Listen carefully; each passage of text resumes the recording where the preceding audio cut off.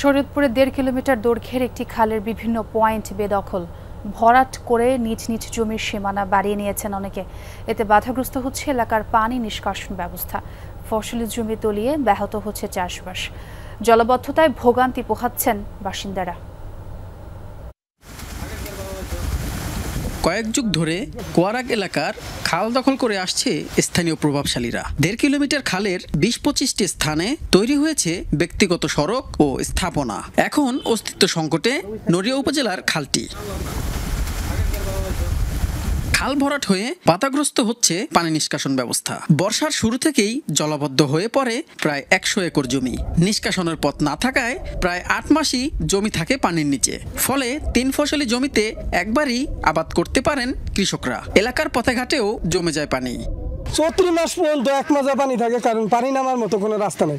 এটা সরকারি খাল ছিল, এখন এক একজনে বন্ধ করে দিয়েছে। ওই রাস্তার মাথার তো আগে বন্ধ করছে। কারণ অন্য দেশে ২ বা ৩ বার সিজনে ধান পান করে, আমাদের এই গ্রামে শুধুমাত্র একবার ধান হয়।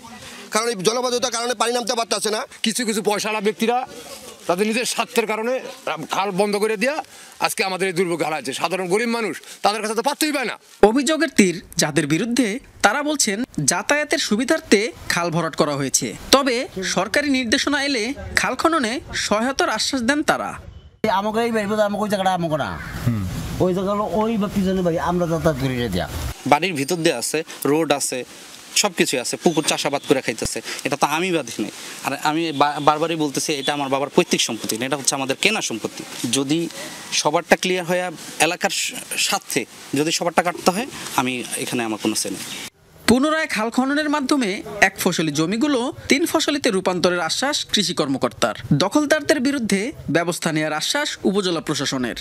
ইতিমধ্যে বিএডিসি উপজেলা কৃষি অফিসে যোগাযোগ করে এবং এই খালটি পুনঃখননের জন্য কী পরিমাণ খরচ হতে পারে তার একটা প্রাক্কলন তৈরি করে। আশা করছি যে তারা এই খালটি পুনঃখনন করলে এখানকার এই জলাবদ্ধতা দূর হবে এবং এই ফসলের জমি ২ ফসলি বা ৩ ফসলিতে রূপান্তর করা সম্ভব হবে।